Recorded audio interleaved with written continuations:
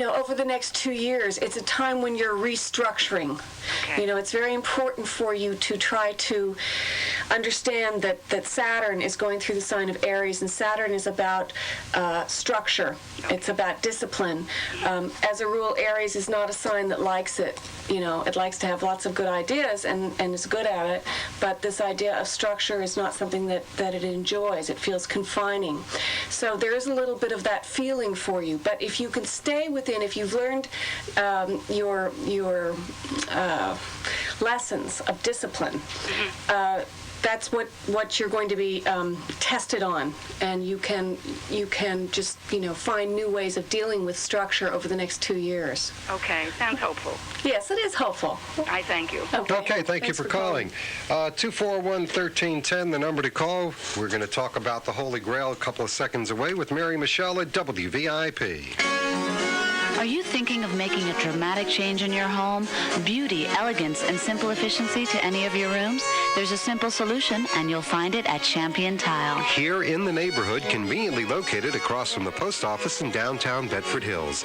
Champion Tile has a huge selection of Saloni ceramic tile from Spain, Century shower and tub enclosures, and the finest imported tiles from Italy for your individual taste, and all under one roof. Ceramic tile not only adds beauty to any room, but nothing compares with their strength and durability. And of course, they're so easy to clean and maintain. Champion Tile has one of the largest supplies of Italian and Spanish ceramic tiles in the entire area, and hundreds of decorative borders as well. And what's more, at prices that can't be beat. It's Champion Tile beyond all others. Champion selection for neighborhood service, for savings without equal. And for your convenience, Champion Tile is nearby in downtown Bedford Hills, across from the post office. For your tile, simply dial 666-2828 for Champion Tile. It's now time for Mary Michele again, and number to call is 241-1310. Are you there? Are you there? I'm here. Oh, good. Can you hear me? I can hear you now. Well, hopefully everybody else can too. I would hope. We're at full power now. You wanted to talk about the Holy Grail. As I said to you, I don't know too much about this. All I can think of is Monty Python. And Well, I think there's a little bit deeper significance to this than that. Well, there is, but I think humor lots of times can have deep significance too. I think lots of times we take our medicine well, and I think the Monty Python did the Grail story pretty well. The Grail story is it's about your individual personal spiritual search, your quest. And it was an analogy that came about during the Middle Ages, during the 12th, 13th century. And it really, the Grail is a symbol for many things, as you can imagine. The Grail, it's a cup, so it holds things, whether it holds, like the Virgin Mary held a child. It's the place in which you can hold something, the cauldron, the place where you can nurture something, give it time, give it space to allow itself to grow and to be nurtured. It's also the nature of it is kind of hidden, secretive. Things cannot be seen when they're in the Grail, when they're in the cup. And it is about trying to get in touch with that side of yourself that is perhaps unseen to yourself and to the rest of the world. But the way that it started really was there was a story of this fellow Joseph of Arimathea who came to England in the 12th century, I believe, and he was actually kind of considered not such a particularly his initial act was one of having desecrated the tomb of Christ. So, but from this he was given inspiration, because the nature of the Grail story, as so many of the myths and fairy tales, is that there is out of some perhaps not pleasant action and a death, when someone has to actually die, comes a rebirth of sorts. So what Joseph became extremely adept at and giving to other people was the idea of the host and the cup that happens in the Holy Communion, the blood of Christ. Going on from there were many different versions of the Holy Grail. In England, there was the King Arthur. That was the story that we're sort of all the most familiar with. And King Arthur, his knights and so on, fought for him. But one of the things that he sent them off to do was to take care of, or to find, the Holy Grail. So they went through many different trials and tribulations, and throughout it, the whole idea was that they were not allowed to experience earthly pleasures. So whether it was eating or drinking or, having women in their life, these were things that were not a part of. They couldn't get in touch with their spiritual search, their spiritual self, by indulging in these things that would take them away from a spiritual quest, things of the body, things of the five senses. This also ties in with, more or less, it's the same timing. You see, there are a lot of things that are happening at the same time, and the Crusades were happening at this time. So the Knights Templar were perhaps more of a concrete group of people that were doing kind of the same thing as the Knights of the Holy Grail. They went off to the Holy Land. They went to Jerusalem to try to discover, the secrets of the nature of the spiritual life. And one of the biggest conflicts in the stories of the Holy Grail was between the Muslim and the Christian. So these stories about the war within the church, and of course the Jews were a component in this as well because they also were in Jerusalem, it is an ongoing tale and I think in many ways it's representative of our individual self and how we have to learn within ourselves to accept the different parts of ourselves. And these different traditions, these different faiths represents different parts of the human mind, the human imagination. So anyway, astrology was something that was a part of this study, as were the tarot cards. There was lots of imagery. It's something that inspired great art, wonderful music. The troubadours during the Middle Ages in France were very, very well known. Eleanor of Aquitaine. There was a great movie, The Lion in Winter, with Katharine Hepburn. Yes. And who else was in it? Who else? Peter O'Toole. Something like that. Peter O'Toole. Shall we get back to the phones? Sure. Okay. Nancy, Nikki, I'm sorry, Nikki, are you there? Yes, I am. Okay, Nikki is calling. Her date of birth is November 10th, 1964. She's calling on behalf of her husband. His date of birth is February 22nd, 1954. George Washington's birthday. That's right. Okay, good morning. You're on with Mary Michele. Good morning, Mary. Good morning. You're 11/10/64. That's correct. Okay. Let's see, 11/10/64. Goodness, I'm having a little trouble getting to my book here, but I'm getting there. 1964. Let's see. That's the year of the dragon. You were born in the year of the dragon. In the Chinese symbolism, that means you rule the heavens, and you're also a little bit of an illusion. Things are not always what they seem with you. Okay, 11/10. The sun in Scorpio, the moon in Capricorn. This is a harmonious angle. The moon in Capricorn is it's not the best place for the moon because it's dealing with the material world, and the moon tends to be the place where we dream and are unconscious and so on. But it's a very harmonious angle, and certainly in terms of having your needs satisfied in the material world, like money and that kind of thing, it's a good sign. Okay. Mercury in Sagittarius, Venus in Libra, Mars in Virgo. Okay, so this moon, Mars, you're very, very good at knowing how to make money. I mean, you're someone that understands, going out into the world and making money, or if money is given to you, you're good at taking care of it. Oh, you should tell my husband that. Uranus in Virgo, Pluto in Virgo. Okay, you got a lot of Virgo planets, so you're also very good with computers. Things that, have an analytical... I was reading this weekend in Wired magazine, the magazine Wired? Right. They were talking about these monks that they've gone from making things like jam and jelly to putting whole works from the Library of Congress on the computer, on the internet, and they call it the scriptorium. So it really is like the monks from the Middle Ages that used to keep the history and so on, do those beautiful books with all those beautiful drawings and so on. Anyway, all of these planets in Virgo means that your ability to have that kind of being methodical is very good. You're very, very good at this. And it's also what? I'm just said, oh. So it's a very good, and particularly this year, it's a good time for you.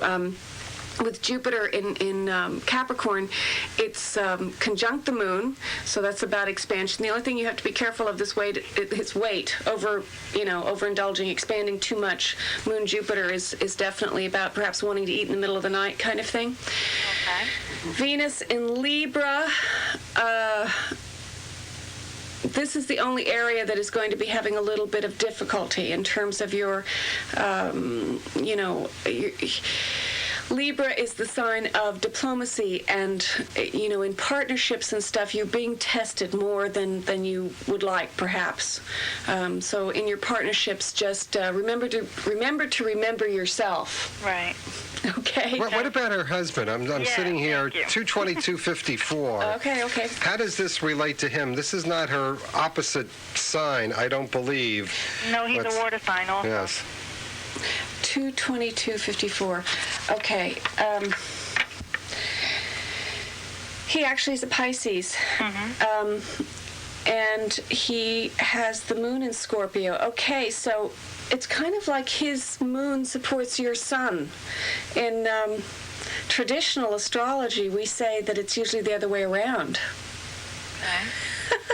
Usually the woman is the one that supports the man's sense of self. And here it's like he is. Supporting me? Yeah. Ah. Your sense of self. That's interesting. Yeah.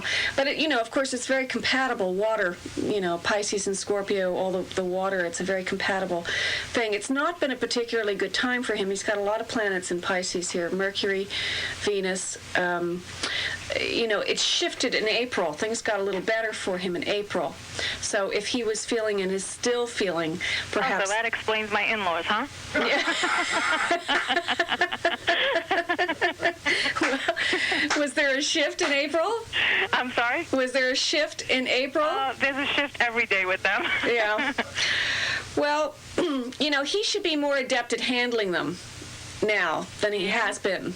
Oh, every day he just doesn't understand them completely. He doesn't? No. He has a hard time understanding his own family, which makes it harder on me because I don't understand them at all. His family or your family? No, his family. His family. His family, yeah. My family's perfect. Does he think your family is perfect? Yes, he does. Oh, well, that's nice. What kind of work does he do? He's an electrician, I'm sorry. Uh-huh. Well, he doesn't work with water? No. No? He's got so many. I hope not. He's got so many planets in water. And I always think of water. Well, water harnesses electricity. Mm-hmm. So, well, anyway, it's as I say, things should be getting. If he's feeling at all emotionally drained by people, it should be getting better, and it should have started to get better in April. Oh, okay. Okay. Nikki, don't feel bad. Nobody understands their in-laws, that's for sure. All righty, thank you very much for calling. It's almost time for Deborah to get on the air.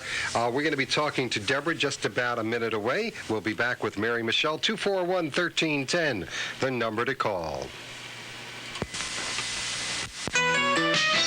To help you plan for a comfortable retirement, you need Money Sense. Here on WVIP, you get great advice from local certified financial planning professional Bob Reeby on how you may protect your assets and income. Tune in to Money Sense every Wednesday and Saturday morning from 9 to 10 here on WVIP AM 1310 and Cable Channel 12. Securities offered through Linsco Private Ledger, member NASD, SIPC. Good time to get in. We have two open lines at 241-1310. Let's talk to Deborah and Mary Michele. Deborah's date of birth is August 11th, 1958. Good morning. You're on with Mary Michele. Good morning. Good morning, Deborah. Did you have a particular question? I'm more concerned about my husband, who was born 6/26/46. 6/26. Job-related situation. Could you give me a little information about that? Sure. Okay. 6/26/46.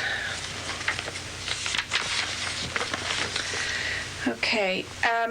He's got the sun in Cancer, as you know, and the moon in Gemini, and Mercury in Cancer, Venus in Leo. Is he? Does he work a lot with people? Is he out there? Does he do sales or Management. He's management. For the city. Okay. He's a very good nurturer, of course, with the Sun in Cancer and Mercury in Cancer. I mean, he is someone, and Saturn in Cancer. Saturn in Cancer, this is kind of the thorn in his side. He's always of two minds about taking care of people. He likes to nurture, take care, and perhaps even, barbecue. I mean, he's somebody that wants to feed people and be there emotionally for them. But with Saturn in Cancer, it's like he's often not allowed to do that, or he stops himself from doing it. Moon in Gemini, he is able to deal with a lot of different kinds of people. His unconscious is able to understand and work with a lot of different kinds of people, which is why, he would be good in management and good in any type of, dealing with a lot of different kinds of people. 20. What is it again? 626. 26. Yeah. Really, the bad time was in the late 80s. Things should have taken a major shift in like 91, 92. Mm-hmm. Perhaps he's still rebuilding. Was there a shift in his work at that time, 91, 92? No, not really. He's been in management for quite a while, about 6 years now. Mm-hmm. 6 years? 6 years. So in 1990 was when he shifted. Mm-hmm. It probably was not a great time for him to move, to go into a new job in 1990. Mm-hmm. He was in the same job. He just went to a higher level. Oh, he did? Yeah. Well, what's been the trouble with that then? There's some problems stirring up, and I just want to make sure the outcome is going to be fine. Do you see any problems? I don't really see any problem right now. I mean, he's wanting to restrict while everybody else is wanting to expand at the moment.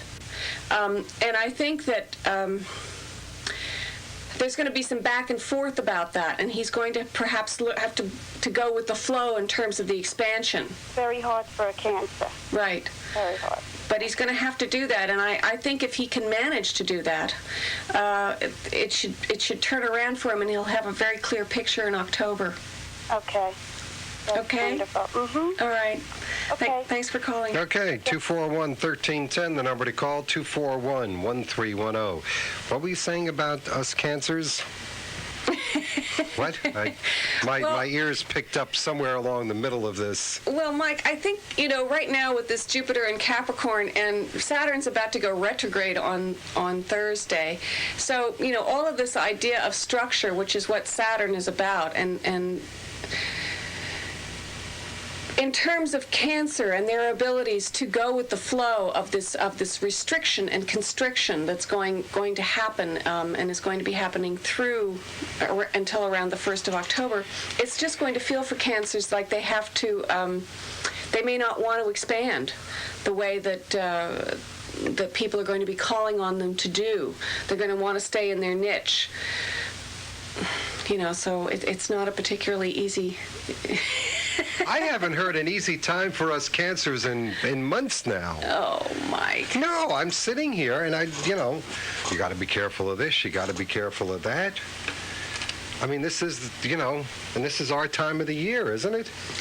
Well, right now should be sort of pleasant. I mean, are you surrounded by the family? Are you having a good time? I have you next to me. This is all I need.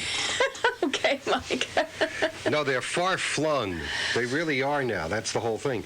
2 of them are in Oswego. One of them is somewhere in Philadelphia right now, and I don't know where the last one is. So, I mean, they're not close by. But, I know Cancer is supposed to be very family-oriented in the whole thing. But you said there was going to be a problem, and, whenever I hear Cancer, obviously I wake up. Right, but this person, it was not just the Sun in Cancer. It was other things in the chart that I was looking at. I mean, what you have to remember are there's so many other planets, right? The Sun, the Moon, Mercury, Venus, Jupiter, Mars. Well, the only thing is, this person was 51 weeks younger than I was. Right, but a lot happens in 51 weeks. In That's fact, true. it changes every day. Okay. Every day there's a little bit of a shift. You see, it's been 2 weeks since you were here, and I forgot all about that. Phones are open, 241-1310, 241-1310. Great time to talk to Mary Michele. We'll be back in 1 minute. For the best fuel oil burner service and burner installation in the upper Westchester County area, give Marshall Oil Company a call at 764-5766. They offer fast, dependable deliveries, automatic fill service, 24-hour emergency equipment service, and convenient budget plans. They also stock a large inventory of replacement parts. So if you have a service need, it will be answered promptly and courteously. They also pledge to keep their prices at the lowest possible level. Marshall Oil Company has been providing quality service for the county for over 56 years and will continue to do so in the future. So it's easy to understand why so many residents and businesses in Westchester County have become such loyal customers. So for fast, dependable, and reliable service and the lowest possible prices, give Marshall Oil Company a call, 764-5766. Marshall Oil Company, striving to keep you and your family comfortable all year round. 241-1310, the number to call. Talk to Mary Michele. Get your questions answered about astrology. I guess about 3-4 weeks ago, we started to talk about tarot cards. Right. And we never got through with the discussion. Well, I don't really... Give us a brief... this is the thing. All of these things are interconnected, which is why I sort of thought we could go back to the idea of the tarot, because I just want to hold this up. These are some beautiful images from the Middle Ages, from some Middle Ages manuscripts. And as you can see, it's about circles and the table and, Christ's Last Supper, but also King Arthur's Round Table, which also has correlations to the astrological wheel. Because if you think about it, one of the earliest symbols has always been the circle. And whenever people built temples in the olden days, it was always a dome. The earliest sacred places were a dome or a cave. They would go into a cave kind of thing. And what they were doing was really recreating the situation that you have at night when you look out under the open sky and you see the round ceiling of the heavenly spheres. So anyway, this idea of the circle is something that relates to the tarot pack as well. In the tarot, you have 4 suits, which correspond to the 4 suits in regular playing cards. So in regular playing cards, you have hearts, spades, clubs, and diamonds. And in the tarot pack, you have hearts, which are cups, which have to do with water, which have to do with the emotions. Then you have pentacles, which have to do with diamonds, which have to do with the earth and the material world. Then you have spades, which have to do with swords, which have to do with air, which have to do with fighting and going out into the world and conquering the world. And then you have clubs. And clubs are wands, and wands are having to do with inspiration. It's a fire. It relates to the idea of fire. So when people, work with the tarot cards, there are many levels of interpretation, as there are many levels of interpretation to anything. There are many different levels of doctors, politicians, lawyers, and so on. And I think that people that work with the tarot pack, there are many different levels of it. But certainly on a higher spiritual level, it is something that has a lot to do with the inner psyche and what's going on within us. And certainly in the Middle Ages, it was all about most of the art related to these kinds of images and symbols.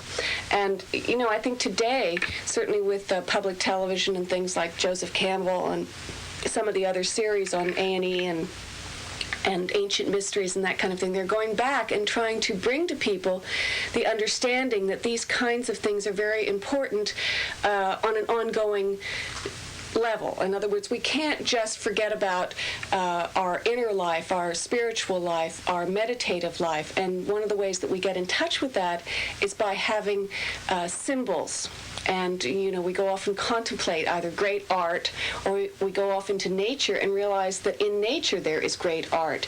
So you will see, the image every time you go outside, the images of how the air moves through the trees. So even though you can't actually see air, it's kind of like what happens to the mind.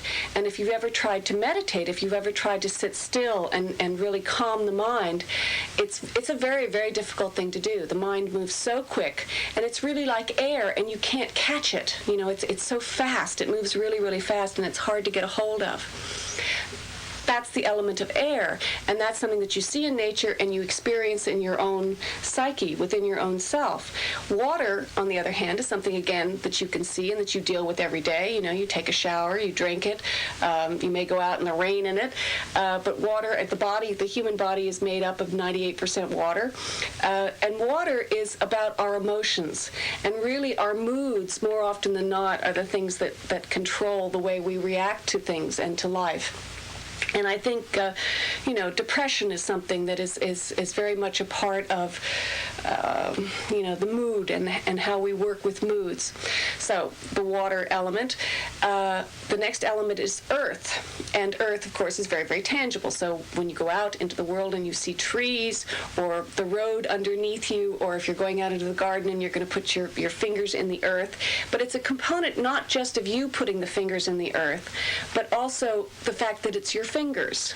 So you are made up of matter, very much like the material world. And in this symbolism, this is the kind of symbolism and the leaps of association that one takes in this kind of a spiritual life. You can't take things literally. You have to try to understand them on many different levels. Literally, of course, is important too, but you have to try to understand it from a more of an internal symbolic sense as well. The fourth element, let's see, we have fire. Okay, fire is something that, again, like air, it's intangible. If you've ever looked at a flickering fire or a candle, you almost can't catch it.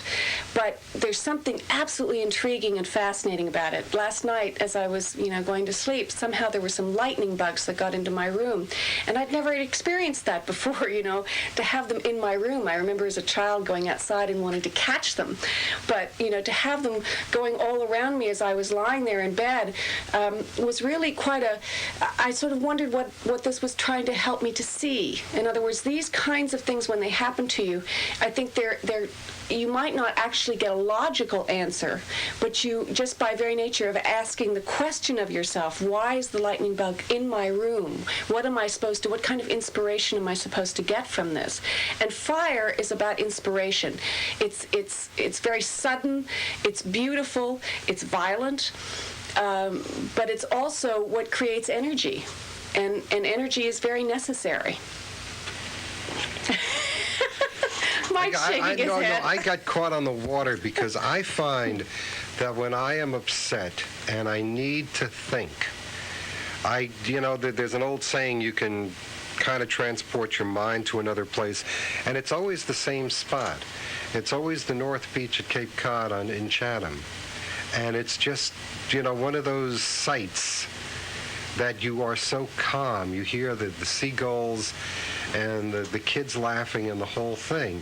And I've been doing this for a number of years. It's a great way to get rid of a headache, by the way, is think about something like that. Anyway. That's a beautiful image, Mike. I like it. Yes. Very good example. I know. What do I know? No, the other thing is, just being out on a boat somewhere, that's always nice also, but knowing that you are in control as opposed to not being in control, but there you have the wind, because it's usually a sailboat, and the water, or whatever. We're going to get back to the phones. Maury is waiting patiently. Come up in 1 minute here at WVIP 241-1310. Lyme disease and ehrlichiosis season has arrived and the ticks are out. The Infectious Disease Division at Westchester County Medical Center is conducting a study of whether infection can be prevented after a tick bite. This study is being performed in conjunction with the Centers for Disease Control and Prevention. If you have removed an attached tick within the past 3 days and have kept the tick, you may be eligible to participate. If you think you qualify, please call us at 285-1783 or visit the Lyme Disease Diagnostic Center at Westchester County Medical Center, which is open Tuesday through Thursday evenings from 4:30 to 6:30 p.m. And no appointment is necessary. Again, if you have removed a tick within the last 3 days, have the tick, and would like to participate in this study to prevent Lyme disease, call us at 285-1783. That's the Infectious Division at Westchester County Medical Center in Valhalla. All right, let's get back to the phones. 241-1310, the number to call. Moray is on the line from Bedford Hills, watching on cable channel 12. Date of birth 11/1/23. Good morning. You're on with Mary Michele. Good morning, Mary. Good morning. How are you? I'm well. How are you?